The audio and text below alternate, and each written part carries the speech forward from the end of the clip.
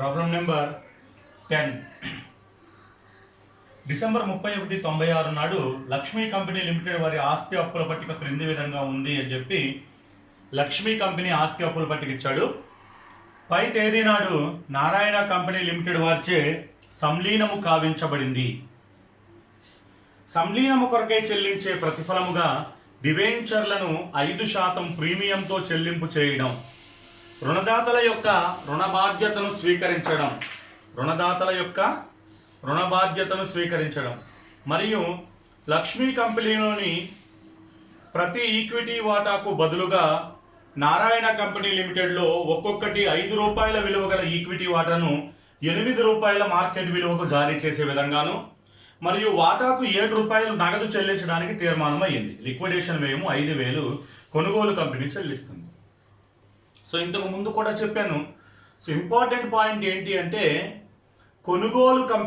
అమ్ముడుపోయే కంపెనీలో వాటాదారులకి మనం ఏదైతే ఇస్తున్నామో అదే కొనుగోలు ప్రతిఫలం. ఓకే, అమ్ముడుపోయే కంపెనీ డిబెంచర్దారులకి మనం చెల్లించేది కొనుగోలు ప్రతిఫలంలోకి రాదు. ఆ డిబెంచర్లు తీసుకుని మళ్ళా మనం డిబెంచర్లు ఇచ్చినా, ఆ డిబెంచర్లు తీసుకుని మనం వాటాలు ఇచ్చినా, ఏది ఇచ్చినా సరే అమ్ముడుపోయే కంపెనీ డిబెంచరుదారులకు చెల్లించేది కొనుగోలు ప్రతిఫలంలో రాదు. ఓకేనా? మరి ఏదొస్తుంది కొనుగోలు ప్రతిఫలంలో? అమ్ముడుపోయే కంపెనీ వాటాదారులకు మీరు ఏ రూపంలో చెల్లించినా కూడా అది కొనుగోలు ప్రతిఫలంలోకి వస్తుంది. ఇక్కడ అమ్ముడుపోయే కంపెనీ వాటాదారులకు అంటే లక్ష్మీ కంపెనీ, చూడండి ఇక్కడ 3వ లైన్లో ఏమన్నాడో చూడండి. లక్ష్మీ కంపెనీ లిమిటెడ్లోని ప్రతి ఈక్విటీ వాటాకి బదులుగా నారాయణ లిమిటెడ్లో ఒక్కొక్కటి ₹5 విలువ గల ఈక్విటీ వాటాను ₹8కు జారీ చేయడం.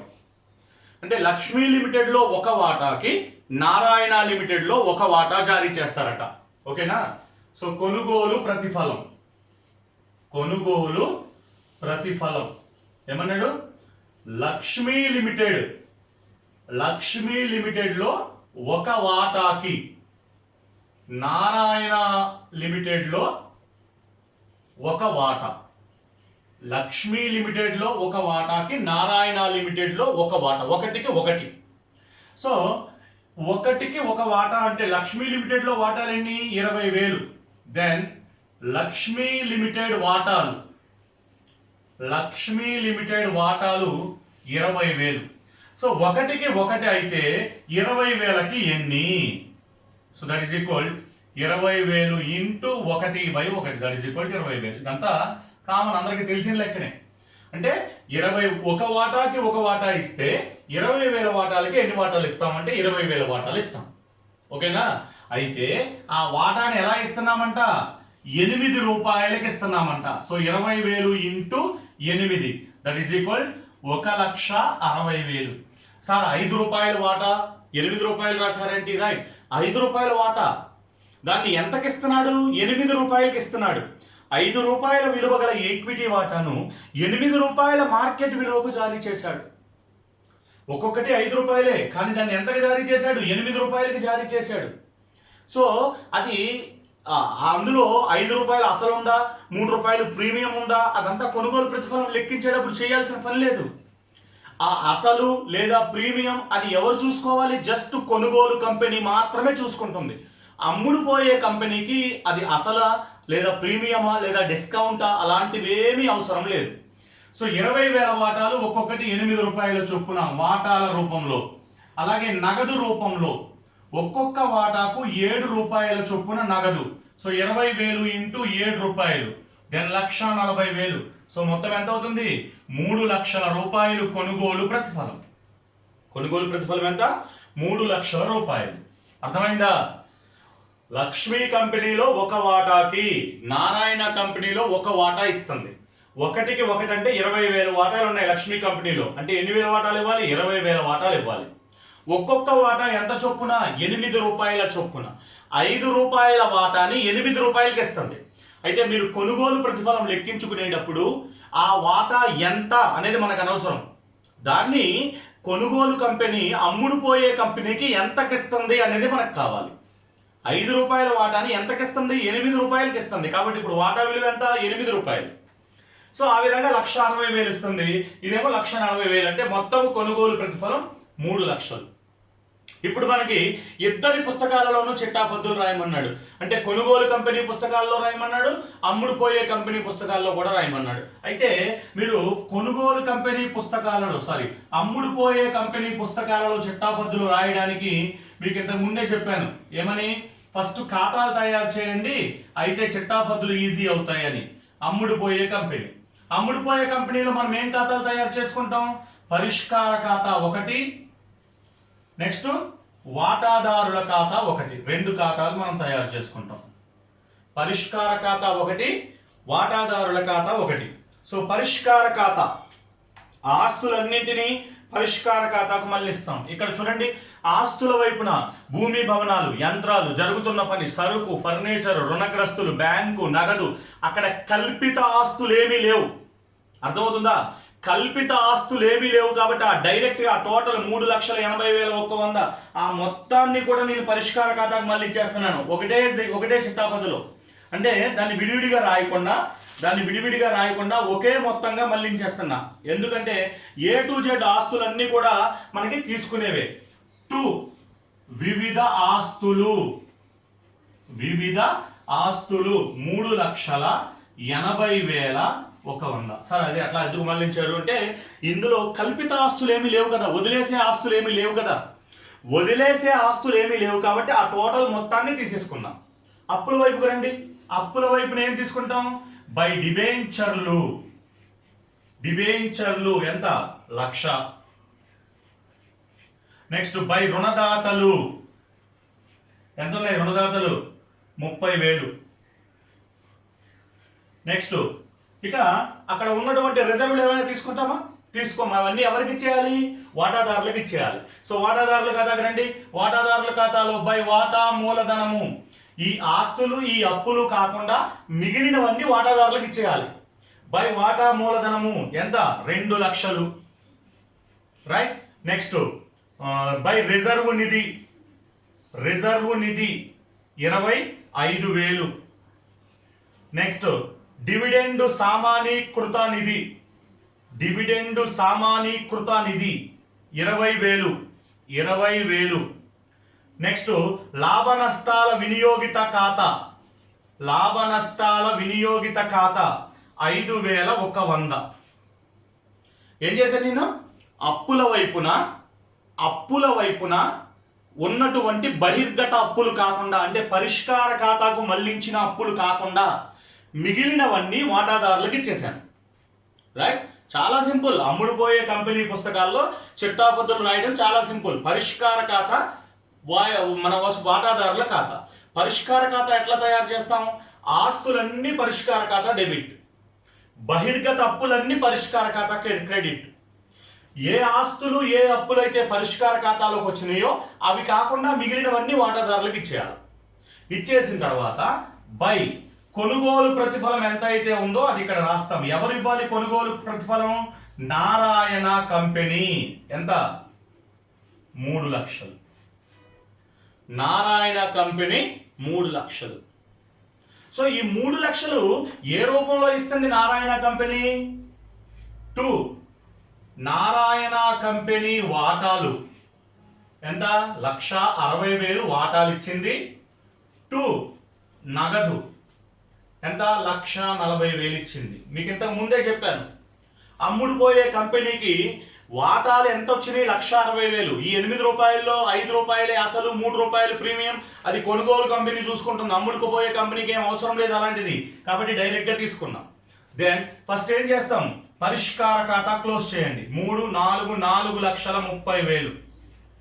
4,30,000 నిల్వ తేలిస్తే 2 వాటాదారుల ఖాతా. ఇక్కడ మనకి లాభం వచ్చినా నష్టం వచ్చినా వాటాదారుల ఖాతాకు మళ్ళిస్తాం. సో ఎంత? వాటాదారుల ఖాతాకి ఎంత మళ్ళిస్తామంటే 49,900. దీంట్లోంచి మైనస్ చేస్తే 49,900. దాన్ని తీసుకొస్తాం వాటాదారుల ఖాతాలో. బై పరిష్కార ఖాతా 49,900 క్లోజ్ చేస్తే మనకి 3 లక్షలతో ట్యాలీ అవుతుంది. ఇది అయితేనే కరెక్ట్. వాటాదారుల ఖాతా 3 లక్షలతో అంటే టాలీ అయిపోయింది. ఇప్పుడు దీనికి చిట్టాబద్దులు రాయాలి. ఓకే, సో ఇంతకు ముందు నేను రాసి చూపించలేదు కదా, ఇప్పుడు చూపిస్తున్నాను చూడండి. దీనికి చిట్టాబద్దులు రాయాలి. ఎట్లా రాస్తాం? ఫస్ట్ ఆస్తులను పరిష్కార ఖాతాకు మళ్లించాలి. చిట్టాబద్దు ఏంటి చూడండి, ఇది పరిష్కార ఖాతా 2 అంటే క్రెడిట్ లో ఉంటాయి, ఇవి క్రెడిట్ లో ఉంటాయి. పరిష్కార ఖాతా డెబిట్ ఉంటుంది. పరిష్కార ఖాతా డెటార్, పరిష్కార ఖాతా డెటార్ 2 వివిధ ఆస్తుల ఖాతా. అమ్మ నేను ఇక్కడ అన్ని ఆస్తులు తీసేసుకున్నాను ఒకటే మొత్తం. మీరు విడివిడిగా కూడా తీసుకోవచ్చు. ఓకేనా, విడివిడిగా కూడా తీసుకోవచ్చు. విడివిడిగా రాసినా కరెక్టే. సో ఎంత? 3,80,100.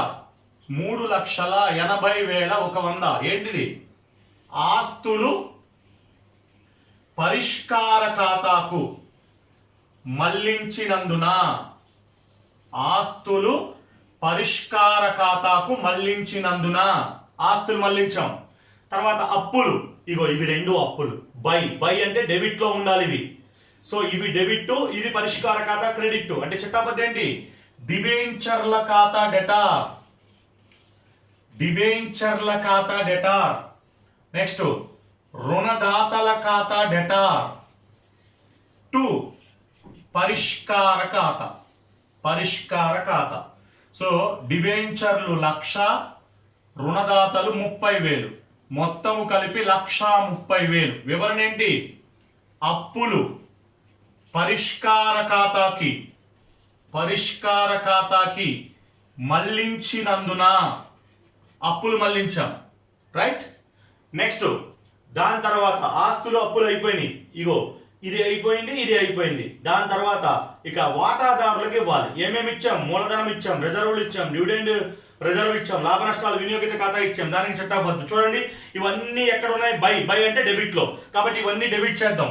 వాటా మూలధనం ఖాతా డెటార్, రిజర్వ్ నిధి ఖాతా డెటార్, డివిడెండ్ సామాన్యీకృత రిజర్వ్ ఖాతా డెటార్, లాభ నష్టాల వినియోగిత ఖాతా డెటార్ 2 వాటాదారుల ఖాతా. సో ఇక్కడ ఇది చూసుకుంటూ రాస్తున్నాను అంతే. ఇవి బై అంటే డెబిట్, ఇది క్రెడిట్. సో అమౌంట్ ఎంత? 2,00,000 ఒకటి,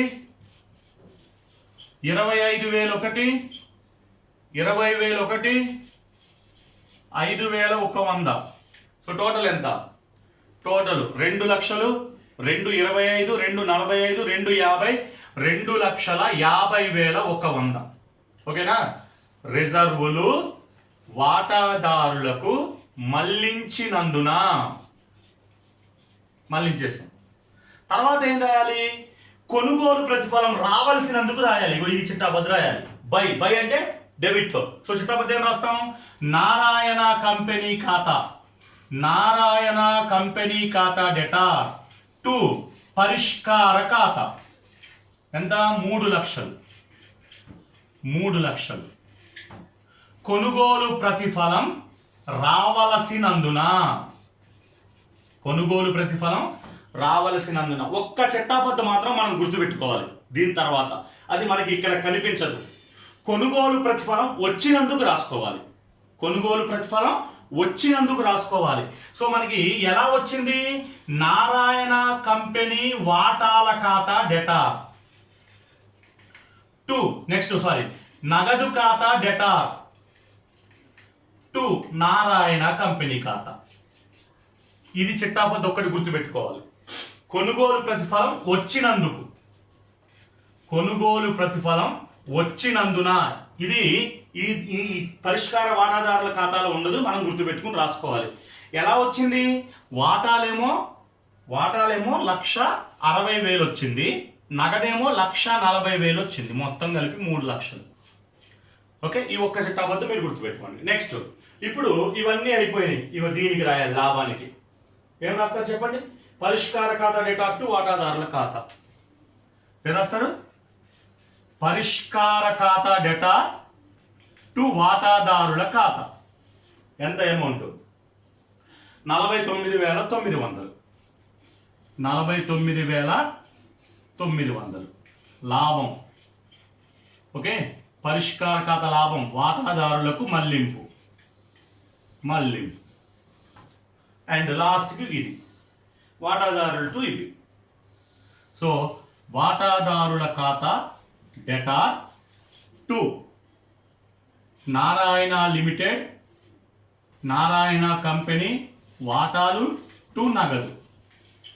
ఓకే, 3 లక్షలు, ఇది 1,60,000, ఇది 1,40,000. సో ఇట్లా. సో ఇంటే ఈ 2 ఖాతాలు తయారు చేస్తే మనకి ఈ ఒక్క చిట్టాపద్దు ఒకటి గుర్తుపెట్టుకుంటే మిగతావన్నీ ఈ ఖాతాల ఆధారంగా రాసేయచ్చు. ఓకే, ఇది తయారు చేయడం కూడా పెద్ద కష్టమేమి కాదు. అర్థమైందా? ఇది ఎవరి పుస్తకాల్లో? అమ్ముడు పోయే కంపెనీ పుస్తకాల్లో. ఓకేనా? సో కొనుగోలు కంపెనీ పుస్తకాల్లో ఎలా రాయాలి అనేది తర్వాత వీడియోలో చెప్తాను.